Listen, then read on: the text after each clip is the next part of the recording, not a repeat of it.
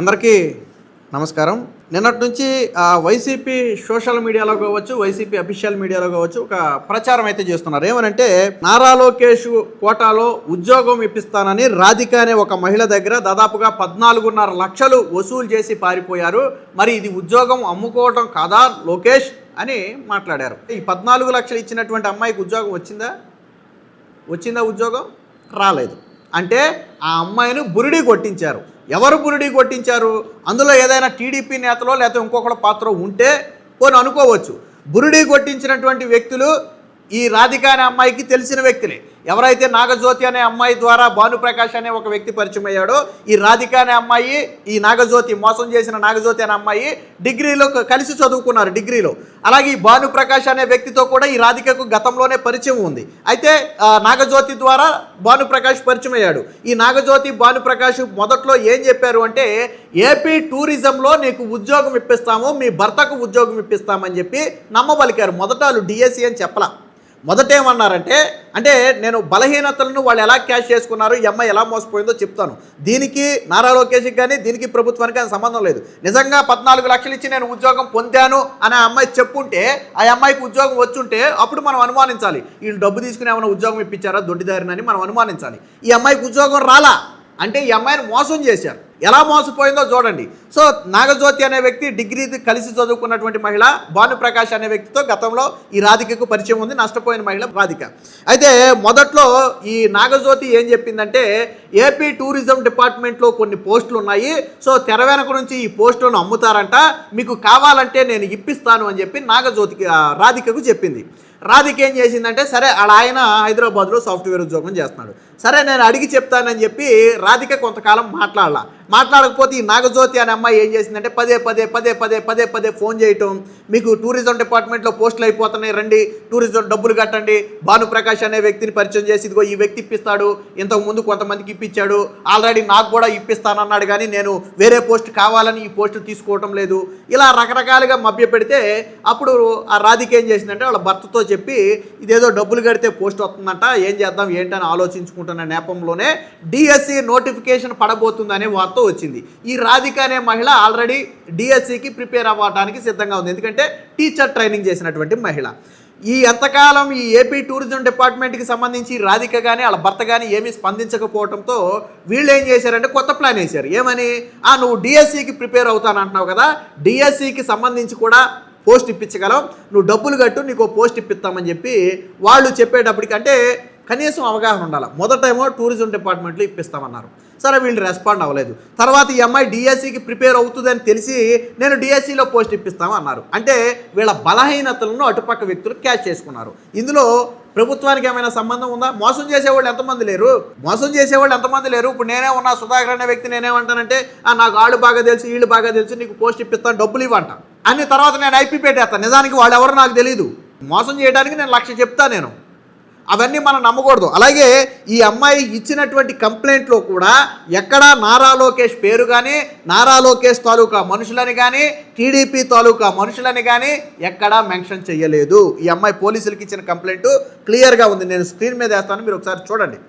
ఈ పోలీసులకు ఇచ్చినటువంటి కంప్లైంట్లో చాలా స్పష్టంగా రాసింది. మొదట టూరిజం డిపార్ట్మెంట్లో ఇప్పిస్తామన్నారు, తర్వాత డిఎస్సిలో పోస్ట్ ఇప్పిస్తామన్నారు. అంతే తప్ప ఎక్కడా కూడా పార్టీ పరంగా కానీ ప్రభుత్వ పరంగా కానీ ఇందులో ఎవరి ఇన్వాల్వ్మెంటు లేదు. ఆ కంప్లైంట్లో కూడా రాయలా. దీనికి వీళ్ళేం రాశారో చూడండి. వైసీపీ ఏమి రాసింది, పరీక్ష రాయకుండానే ఉద్యోగం ఇస్తామంటూ మంత్రి నారా లోకేష్ కోటాలో రాధిక అనే అభ్యర్థి నుంచి డబ్బులు వసూలు చేసిన టీడీపీ నేతలు జ్యోతి, భానుప్రకాష్ అంట. వీళ్ళకి టీడీపీ అనే దాన్ని అంటగట్టింది ఎవరు? సాక్షిను వైసీపీ అంటగట్టింది. ఆ చెప్పిన అమ్మాయే చెప్పలా టీడీపీ అని. కంప్లైంట్లోనే ఎక్కడా వీళ్ళు టీడీపీ అని రాయలా. ఆ అమ్మాయి ఎక్కడ టీడీపీ అని మాట్లాడలా. వాళ్ళు ఏమన్నా బహుశా టీడీపీ నేతలు మాకు తెలుసు, లేదా పైన మాకు తెలుసు, మేము ఇప్పిస్తామని మోసం చేసి ఉండొచ్చు, కానీ వాళ్ళు టీడీపీ అని బాధితురాలైనటువంటి రాధిక తన కంప్లైంట్లోనే రాయలా. కానీ వీళ్ళు మాత్రం వైఎస్ఆర్సీపీ మాత్రం తన అఫీషియల్ పేజ్లో పైగా నారా లోకేష్ కోటాలో ఉద్యోగం అంట. మరి నిజంగానే నారా లోకేష్ కోటాలో ఉద్యోగం ఉంటే అమ్మాయి దగ్గర డబ్బులు తీసుకుని ఇప్పించేయాలి కదా. అది మోసం కాకపోయి ఉంటే నారా లోకేష్ కోటాలో నిజంగానే ఉద్యోగాలు అమ్ముకుని ఉంటే ఈ అమ్మాయికి ఉద్యోగం రావాలి కదా. 14 లక్షలు తీసుకున్న అమ్మాయికి ఉద్యోగం రావాలి కదా, ఇచ్చిన అమ్మాయికి. ఎందుకు రాలేదంటే అది మోసం కాబట్టి రాలా. పైగా అంటే వాళ్ళ మైండ్ సెట్ ఎలా ఉంటుందో చూడండి. పైగా వీళ్ళు అన్నారంట, మీరు డిఎస్సి ఎగ్జామ్ కూడా రాయొద్దు, నువ్వు పొరపాటున డిఎస్సి ఎగ్జామ్ రాసి నువ్వు క్వాలిఫై అవ్వకపోతే నీకు తర్వాత పోస్ట్ ఇప్పించడం కష్టం అవుద్ది, కాబట్టి అసలు నువ్వు డిఎస్సి ఎగ్జామే అటెంప్ట్ చేయొద్దంటే ఆ అమ్మాయి డిఎస్సి ఎగ్జామే అటెంప్ట్ చేయలేదంట, కానీ రిజల్ట్ వచ్చిన తర్వాత మాత్రం చూసుకుందంట. ఏమైనా అర్థం ఉందా? నాకు అర్థం కాలేదు. అంటే చిన్న బేసిక్ నాలెడ్జ్, నిజంగా ఎవడైనా డబ్బులు తీసుకుని పోస్ట్ ఇప్పించాలి అన్నా ముందు మీరు డిఎస్సి రాయాలి. మీరు డిఎస్సి అటెంప్ట్ చేయకుండా, డిఎస్సి అటెంప్ట్ చేయడం అంటే ఏంటి, మనం అక్కడికి వెళ్ళిన తర్వాత మన ఫోటో తీసుకుంటారు, మన ఫింగర్ తీసుకుంటారు, డిజిటల్ సిగ్నేచర్ తీసుకుంటారు. నేను ఎగ్జామ్కి అటెండ్ అయ్యానని అన్ని ప్రూఫ్స్ అక్కడ ఉంటాయి, నా హాల్ టికెట్ నెంబర్ అక్కడ ఉంటుంది. అసలు నువ్వు ఎగ్జామ్కే అటెండ్ కాకుండా రిజల్ట్ వచ్చిన తర్వాత చూసుకుని వాళ్ళు చెప్పారని నేను నమ్మి రిజల్ట్ వచ్చిన తర్వాత చూసుకున్నానంటే ఎందుకు ఉంటుంది అసలు? అంటే మోసపోవడంలో ఎంత దారుణమైన మోసపోవటం ఇది. ఆ అమ్మాయి అందంటే డిఎస్సి రాయొద్దు అందంట. ఎవరు? నాగజ్యోతి, భానుప్రకాష్లు అన్నారంట, నువ్వు డిఎస్సి అటెంప్ట్ చేయొద్దు, అటెంప్ట్ చేసి నీకు మార్కులు సరిగ్గా రాకపోతే అప్పుడు అసలు ఇప్పించలేము, ఇప్పుడైతే డైరెక్ట్గా రిజల్ట్లో నీ పేరు పెట్టేస్తామా అన్నారంట. అంటే ఈ అమ్మాయి టీచర్ ట్రైనింగ్ చేసింది, కనీసం డిగ్రీ తర్వాత డిఎస్సికి ప్రిపేర్ అవ్వాలనుకుంది, కనీసం ఉండాలి కదా. అరే వీళ్ళేంది అసలు ఎగ్జామే రాయొద్దు అంటున్నారు, ఎగ్జామ్ రాయకుండా పోస్ట్ ఎలా వస్తుందో, నాకు వీళ్ళు ఇప్పించాలనుకున్నా నేను ఎగ్జామ్ రాయాలి కదా అని కనీసం ఆలోచన చేయకుండా వాళ్ళు వద్దన్నారంటే ఈ అమ్మాయి ఎగ్జామ్ రాయలేదు. ఎగ్జామ్ రాయకుండా ఇప్పుడు నా దగ్గర డబ్బులు తీసుకున్నారు అంటుంది.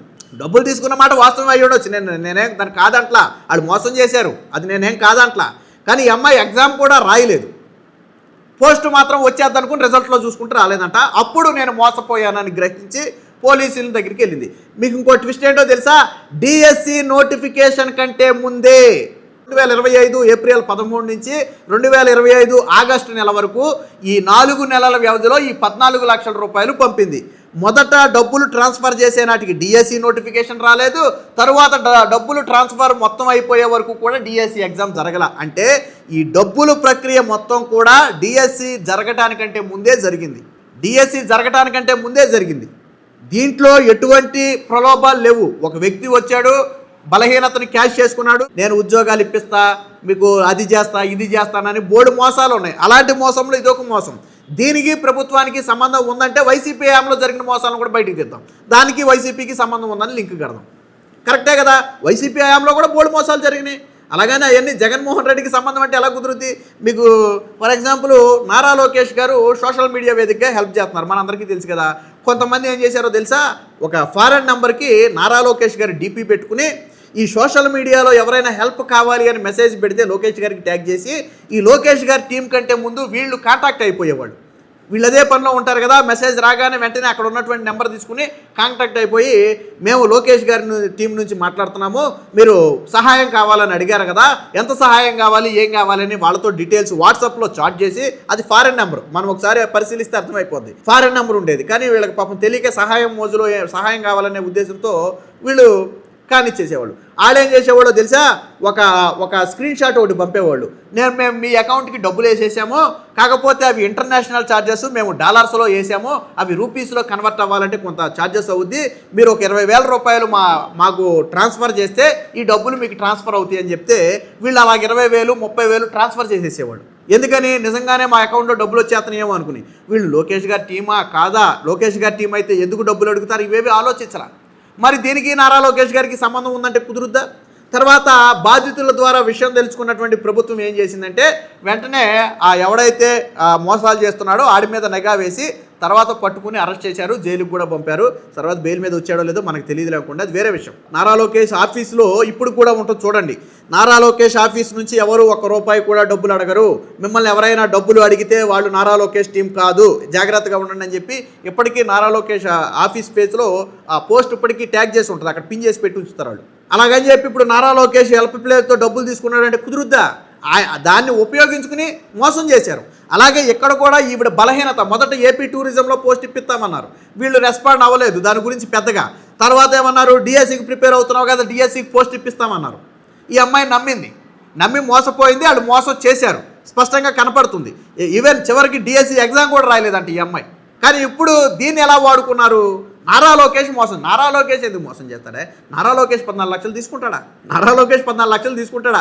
నిజంగానే నారా లోకేష్ టీమో డబ్బులు తీసుకుంటే పోస్ట్ ఇప్పించేద్దరు కదా, డబ్బులు నిజంగా తీసుకుని పోస్ట్ ఇప్పించగలిగితే ఇప్పించేద్దరు కదా. మోసం చేయడం ఎందుకు? మోసం చేస్తే ఏదో ఒక రోజు బయటకు వద్దని తెలీదా? ఈ అమ్మాయికి డబ్బులు ఎక్కడితే తర్వాత వాళ్ళు రోడ్డు ఎక్కుతారని తెలీదా? మోసం దొరికారు, మోసం చేశారు, దీనికి టీడీపీకి సంబంధం లేదు. కానీ వీళ్ళ విష ప్రచారం మాత్రం ఈ విధంగా ఉంటుంది. ఆ అమ్మాయి ఇచ్చిన కంప్లైంట్లోనే ఎక్కడా రాయలే మోసం అని. నన్ను టీడీపీ నేతలు మోసం చేశారనో, లేదా నారా లోకేష్ పేరు చెప్పి మోసం చేశారనో అమ్మాయి కంప్లైంట్లో రాయలే. డిఎస్సి పోస్టు మాకు పెద్దలు తెలుసు, డిఎస్సి పోస్ట్ ఇప్పిస్తామన్నారు అంతే. నేను చెప్తా, నేను ఒకరిని నమ్మించాలంటే నాకు సీఎం తెలుసు, పిఎం తెలుసు అంటా. నేను నమ్మేసి మోసపోతే ఎవరి కర్మది? మోసపోవడం తప్పు కాదు, కానీ దాన్ని ఇప్పుడు రాజకీయాలకు వాడుకోవడం అనేది తప్పు. మీరు మీ ఎవరి జాగ్రత్తలో వాళ్ళు ఉండాలి. ఈ రోజు ఫోన్లోను, వాటిలోను, టీవీలోను హెచ్చరికలు చేస్తానే ఉన్నారు, అపరిచితుల వ్యక్తులు నమ్మొద్దు, ఎవరికి డబ్బులు ఇవ్వద్దు, ఎవరిని మోసపోవద్దని. కానీ మన బలహీనతను వాళ్ళు క్యాష్ చేసుకున్నారు. దీన్ని టీడీపీకి అంటగట్టడం అంటే దారుణం. టీడీపీ నేతలు అంట, నాగజ్యోతిని, భానుప్రకాష్ టీడీపీ నేతలు అంట. టీడీపీ నేతలు అయితే మరి వాళ్ళ కార్డులు ఏదైనా బయట ఉంటుమో, లేదా వాళ్ళు పొలిటికల్గా ఏ నాయకులతో అన్న తిరిగిన ఫోటోలు ఏమైనా ఉంటే బయట పెట్టపోయావా? ఏమీ లేవు. ఎందుకని మీ దగ్గర కేవలం ఆరోపణే ఉంది. మొన్న చూడండి, రాజమండ్రిలో మెడికో ప్రియాంక యాక్సిడెంట్ విషయంలో ఇద్దరు టీడీపీ కార్యకర్తలు తప్పతాగి చేసిన యాక్సిడెంట్ అని చెప్పి పేరుని నాని మాట్లాడాడు. అంటే ఏం జరిగినా టీడీపీ కార్యకర్తలు, టీడీపీ నాయకులు, ఇది ముద్ర వేయటం. మన మెడికో ప్రియాంక యాక్సిడెంట్ విషయంలో టీడీపీకి సంబంధం ఉందా? వాళ్ళు యాక్సిడెంట్ చేసిన వాళ్ళు టీడీపీకి చెందిన వాళ్ళైతే మరి ఎందుకు ఫోటోలు, వీడియోలు ఎందుకు బయట పెట్టలా? కానీ పేరుని నాని ఏం మాట్లాడాడు? ఇప్పుడేమంటారు వీళ్ళు? ఇద్దరు వ్యక్తులు మోసం చేశారు, ఓకే, వాళ్ళంటే టీడీపీ నాయకులు, కార్యకర్తలు అంట. అది పరిస్థితి. సో మీరు ఎలా చూస్తారు? ప్రతిదాన్ని టీడీపీకి అంటగట్టాన్ని మీరు ఎలా చూస్తారో, అలాగే వీడియో ఎలా ఉందనేది కామెంట్ రూపంలో తెలియజేయండి.